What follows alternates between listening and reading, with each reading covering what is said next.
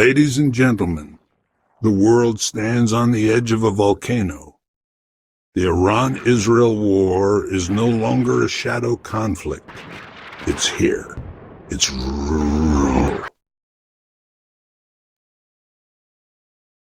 And it's escalating fast. We're now at the end of day 3. And in just 72 hours, we've witnessed a storm of missiles, drone strikes, and air assaults with staggering losses on both sides. This isn't just another regional clash. This could spiral into something far, far bigger. Iran is raining down ballistic missiles on Israel, dozens at a time. Their drones buzz through the skies, though most are intercepted or fall short. Israel, on the other hand, retaliates with overwhelming air power, F-16S slicing through the sky, precision bombs hitting Iranian military targets. But here's the brutal truth. Iran doesn't have the air force it needs to match Israel in the skies. Their aging jets are either grounded or destroyed. Even on the tarmac, they're being picked off by Israeli strikes. So what does Iran do? They lean into what they have. Ballistic missiles. Long-range, high-impact, but ultimately imprecise without advanced satellite targeting or on-ground coordination. Reports suggest that some of Iran's missiles have hit key Israeli cities. Haifa, Tel Aviv, even Ben Gurion Airport. Israel claims limited damage, but Iran insists that they're downplaying the real toll. Civilians are being killed, women, elderly, even children. Official numbers? 14 dead in Israel. Iran claims it's more, perhaps far more. Meanwhile, on the Iranian side, the toll is far worse. 128 dead.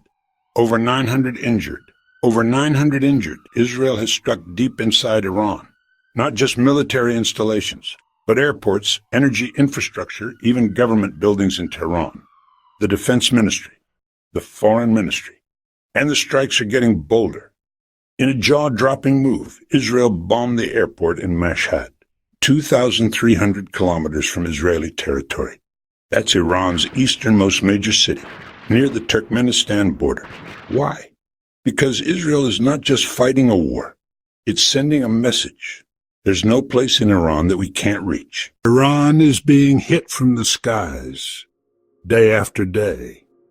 And Israel's strategy is clear. Cripple Iran's air force, obliterate its missile infrastructure, and destroy its ability to strike back. But Iran has its own calculation. If they can't dominate the air, they can still hit back hard. Maybe hard enough to bring Israel to the negotiating table. But here's the problem for both sides. Defense systems are reaching their limits. The Israeli Iron Dome, U.S. interceptors, even help from allies like Jordan. They're all struggling to keep up with the volume of Iranian attacks. It's a numbers game. If Iran can flood Israel with 300, 400, 500 missiles in a single barrage, even the best defense system will buckle. And Israel knows it. Israel's foreign minister didn't mince words. We expected casualties, he said. We had no choice. If we had let Iran finish building its 9 nuclear warheads, we'd be powerless to stop them later. So Israel decided to strike first and take the political heat. And here's where it gets even more complex. Western media is saturated with footage of Israeli suffering. Bombed out apartments, burned cars, crying civilians. Sympathy for Israel is surging across Europe and America. Not surprising, considering how many major Western media outlets are owned or influenced by pro-Israel interests. This isn't just a war on the battlefield. It's a war for perception. And now, energy is in the crosshairs. Israel has begun targeting Iran's energy infrastructure, like the South Pars gas field, the largest in the world.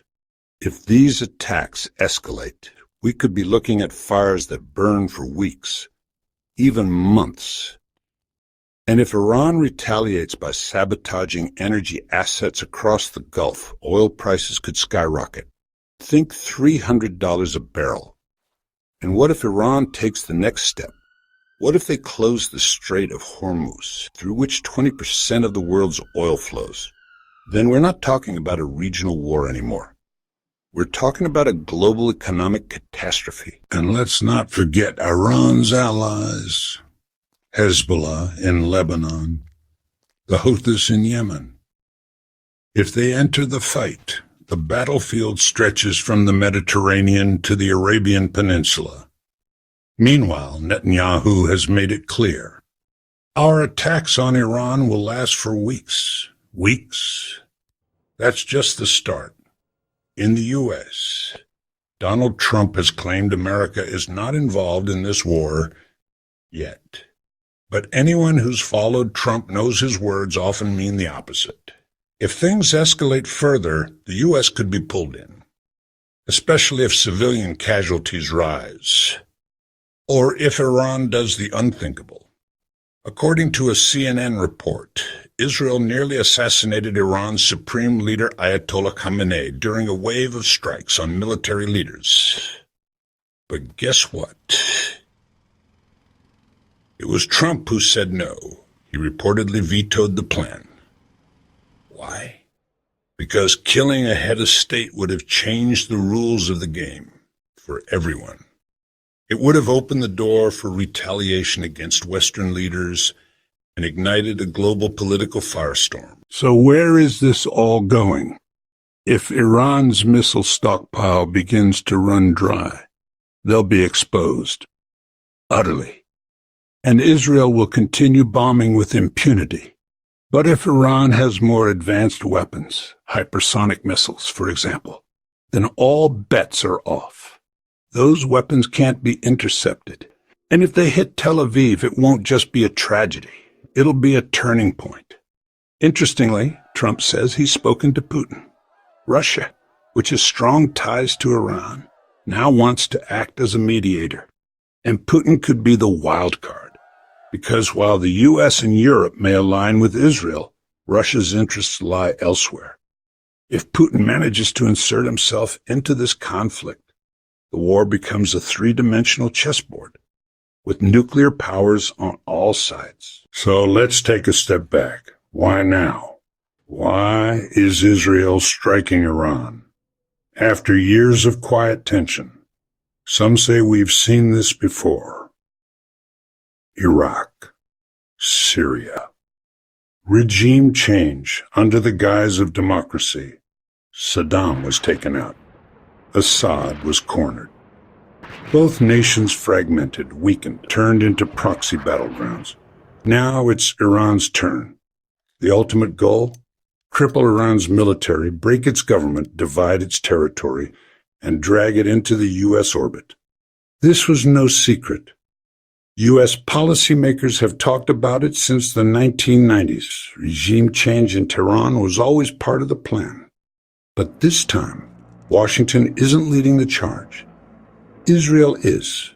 The question is, with America's blessing or just its silence, this is not just a war between two nations. This is a struggle to reshape the Middle East. Again. And if history teaches us anything, once that match is lit, it never burns alone. We'll keep watching this war, this unraveling, this transformation of the Middle East. Because what happens next could change everything. Like, comment, subscribe, and stay alert. Because this isn't over. Not by a long shot.